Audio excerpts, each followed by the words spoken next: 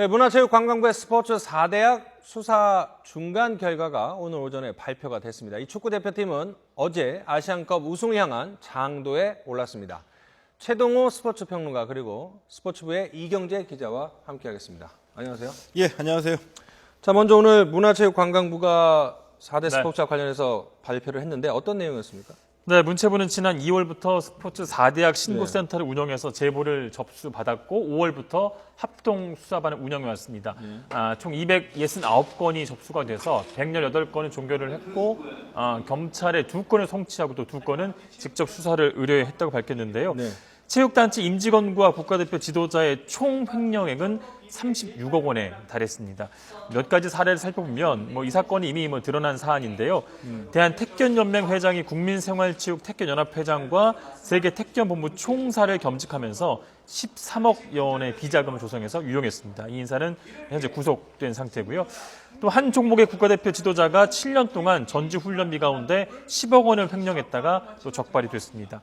모 대학팀 유도 감독은 상대팀 지도자와 짜고 승부를 조작해서 자신의 아들을 우승시켜서 또 자신이 재직 중인 대학에 특례 입학시켰다가 적발이 됐고요.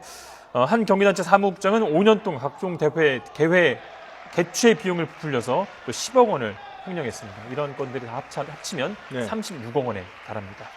자, 비자금도 있고 예전부터 이제 많이 암암리에 나오던 얘기들이 대학 진학을 위해서 돈을 받거나 이런 것들이 있지 않았습니까? 이제 예. 여러 가지 개선책이 필요할 것 같은데 어떤 것들이 필요할까요? 이번에 적발된 사례들에 대해서 이제 개별적인 사안에 대해서 문체부가 적절한 이 방안을 찾았다라고 보거든요. 그렇습니까? 그래서 예. 이런 공금의 유용과 횡령이 적발된 그 비리 임원과 지도자들에 대해서는 다시금 이 체육계에 발을 들여놓지 못하도록 네. 일명 원 스트라이크 아웃이라고 하죠. 이 무관용 원칙. 그래서 임원 같은 경우에는 이 추후에 그 선임의 자격을 제한하고 지도자 같은 경우에는 이 징계를 추후에 경감하거나 사면 복권을 못하도록 제도적으로 보장했습니다. 네. 그리고 이 비리가 발생한 단체에 대해서는 국고 보조금을 축소하는 일종의 페널티를 또 적용하기로 했거든요. 이 얘기들이 중요하다라고 하는 것은 그동안에도 이런 의견과 이런 개선책이 이루어져야 된다라고 끊임없이 얘기를 해왔습니다만은 의지의 부족이라고 할까요? 아니면은 이 체육계의 조직적인 반발에 밀려가지고 이런 규정을 실현시키지 못했는데 이번에 이런 점에서 굉장히 의미가 있다라고 봅니다. 네. 자, 보통은 이제 삼진 아웃제라고 하는데 이번에 원 스트라이크 아웃 제도를 도입을 했는데 그만큼 좀 네. 문제의 심각성을 담당 부처에서는 파악을 했다 이렇게 볼 수도 있지 않겠습니까? 근데 이렇게 반복되는 근본적인 원인은 어디에 있다고 보십니까? 글쎄 잘못을 하는데 근본적인 문제를 꼽기는 좀 하지만 이 체육단체 비리 같은 경우엔 단체장이 바뀌게 되면 이 단체장이 협회의 주요 인사를 모두 장악하는 그런 구조입니다. 그 예산도 마음먹기에 따라서 마음대로 좀 조정할 수 있다는 그런 해석도 가능할 것 같고요. 자체 감사라는 것이 좀 그런 식으로 무의미하고 또 이 상급 단체인 대한체육회에서 감사를 기대하는 것도 좀 어려운 그런 구조입니다. 협회장을 대의원 몇 명이 뽑는 방식인데 대의원 수가 굉장히 많지 않습니다. 일부 동계 종목 같은 경우에는 대여섯 명 모여서 협회장을 뽑는 종목도 있습니다. 몇 명이 마음을 맞추면 협회를 장악할 수 있고 거기에 대한 모든 권한을 행사할 수 있다는 그런 얘기로 해석할 수 있습니다. 입시 비리나 승부 조작도 좀 더 꼼꼼하게 감시하고 좀 엄하게 처리해야 할 것 같고요. 지금까지 그렇지 못했기 때문에 같은 일이 재발된다고 볼 수 있고요. 이번에 입시 비리 학교의 경우에는 신입생 선발을 제한하고 또 경기 출전도 최장 4년까지 이제 못하게 하기로 했거든요. 또 이 승부 조작에 가담한 인사는 조금 전에 말씀한 것처럼 이 원 스트라이크 아웃을 적용해서 영구 퇴출하기로 했으니까 이번에 나온 이 제도안들을 좀 기대를 해봐야 될 것 같습니다.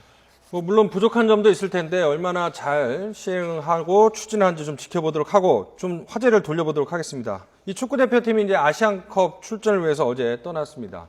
다음 달 10일인가요? 10일에 경기가 첫 경기가 있다고 들었는데. 네, 어제 슈트리크 감독이 차분한 모습으로 장도에 올랐습니다. 우승을 위해 간다 이런 얘기를 하지 않았습니다. 슈트리크 감독이 성격이 좀 원래 그런 편이고요. 하지만 선수는 자신감에 차 있고 현재 아시아에서 3위인 FIFA 랭킹을 이제 끌어올리겠다고 좀 애둘러 표현을 했는데요. 기성용과 이청용 등 잉글랜드 뛰는 선수는 내일 이제 호주로 합류할 예정입니다. 이후에 현지 적응과 또 전수 훈련이 진행이 되고 내년 1월 4일에는 사우디와 평가전이 예정이 되어 있습니다. 경기 일정을 잠깐 좀 살펴보면요. 사우디아 평가전은 우리와 같은 조에 속해 있는 오만 그리고 쿠웨이트에 대비한 모의고사 성격이 짙다고 좀 봐야 되겠고요. 대표팀은 내년 1월 10일 오만전을 시작으로 해서 아시안컵 조별리그 공식 경기를 시작합니다. 이후 13일에 쿠웨이트와 격돌하고 17일에는 홈팀 호주와 만나는 일정인데요. 아시안컵은 16개 나라가 출전해서 4개 조로 나눠서 조별리그를 치릅니다. 각 조 2위까지 8강에 오르고 토너먼트로 우승팀을 가리는데요. 우리가 뭐 아시아 맹주를 자처하고 있지만 1960년 국내에서 열린 2회 대회를 끝으로 반세기 넘게 지금 우승을 하지 못하고 있습니다. 저 슈틸리케 감독의 대표팀 맡은 지가 얼마나 됐습니까? 네, 몇 개월 됐거든요. 몇 개월 됐죠. 네네. 예. 지금 뭐 잘 하고 있는지 좀 궁금한 부분도 있는데 어떻게 보세요? 저는 뭐 잘하고 있다고 생각을 그렇군요. 하거든요. 예, 예. 그리고 이제 가능성을 많이 보여줬죠. 예. 이번에도 우리가 이제 아시안컵을 이 슈틸리케 감독이 원하든 원하지 않든 간에 이제 중간 평가의 기회로 삼지 않을 수가 없습니다. 그런데 이제 제가 이 보는 중간 평가의 기준은 뭐 이겼다 졌다 이 승부의 차원이 아니라 슈틸리케 감독이 공헌한 바가 있거든요. 자신이 만들어가려고 하는 팀 그리고 자신이 발탁한 선수들이 있는데 이런 전술적인 면을 얼마나 실제로 발전시켜 나가느냐 또 펼치느냐로 우리가 평가를 해볼 수 있다라고 이제 보는데요. 그 대표적인 예가 이번 아시안컵에서는 이 원톱을 뽑았던 이정엽 선수입니다.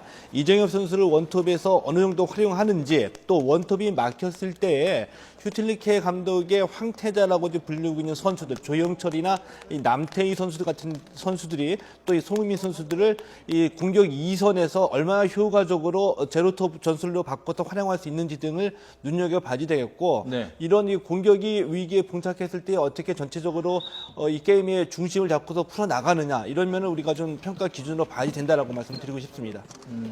이번에 어느 정도 뭐 기량을 올리는지도 중요하지만은 선수들의 그 슈틸리케의 뭐 철학이라고 해야 될까요? 그런 걸 잘 흡수를 했는지도 좀 봐야 되는 부분이 있나요? 아니면 어떻게 조직력 이런 걸 좀 봐야 되나요?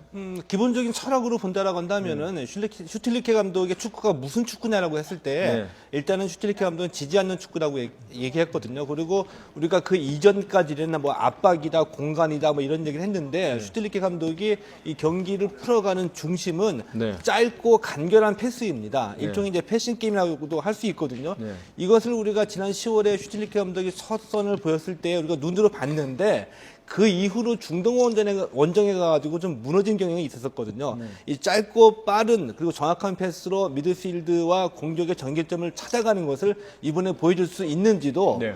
슈틸리케 감독의 대표팀이 발전해 나가느냐 아니면 정치되어 있느냐 판단할 수 있는 기준이라고 보는 거죠. 자, 이번엔 프로야구 얘기를 해보도록 하겠습니다. 넥슨은 이제 강정호 선수가 피츠버그 파이러츠에 가기로 되어 있는데 잘 가는 건가요? 일단 확정은 아닙니다. 네. 연봉 협상 과정이 남아 있기 때문에 네. 일단 확정이라 볼 수는 없고요. 이제 네. 연봉 협상을 거쳐서 이제 입단하게 되는데요. 뭐 많은 야구 팬들이 깜짝 놀랐어요. 예상한 팀이 아니었기 때문에.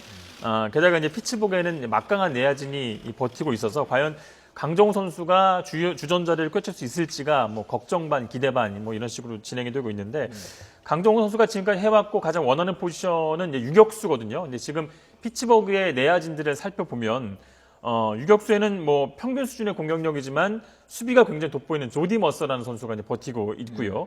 또 이제 올해 메이저리그 이루수 가운데 가장 많은 홈런을 떼는 닐 워커라는 선수가 지금 이루수를 맡고 있습니다. 이 선수는 지난해 리그 MVP인 이 맥커친과 함께 팀에서 가장 뜨고 있는 그런 최고 스타입니다. 그리고 시즌 중반부터 3루를 지킨 조시 해리스는 3할 1푼 5리로 리그에서 타율 2위에 올랐고 리그 MVP 투표에서 9위 오를 정도로 입지가 탄탄한 선수이기 때문에 강정호 선수가 지금 당장 어느 자리를 맡겠다, 맡을 수 있다라고 이렇게 좀 자신 있게 말할 수 없는 그런 상황이거든요. 이런 선수들과 경쟁을 통해서 이제 주전 자리를 꿰차고 또 활약 여부도 알 수 있는 건데 아무래도 그 주전 내야수의 트레이드나 뭐 큰 부상이라는 그런 변수가 없다면 주전 유격수 자리를 놓고 머스와 좀 경쟁할 가능성이 커 보입니다. 한 10초만 짧게. 예. 국가대표급 유격수인데 주전 경쟁 힘들다고 하는데 그 잘 가는 건지 모르겠습니다. 많이 가게 된다면. 도전해볼 가치는 분명히 있죠. 그 내년 아무리 최소한 내년 전반기까지는 강정호 선수가 주전 경쟁이 있기 때문에 네. 우리가 실제로 메이저리그에서 뛰는 모습을 보기는 어렵지 않을까라고 생각을 합니다. 자, 알겠습니다. 지금까지 스포츠권 얘기 한번 나눠봤습니다. 최동호 스포츠평론가 그리고 이경재 기자였습니다. 두 분 고맙습니다. 예, 고맙습니다. 고맙습니다.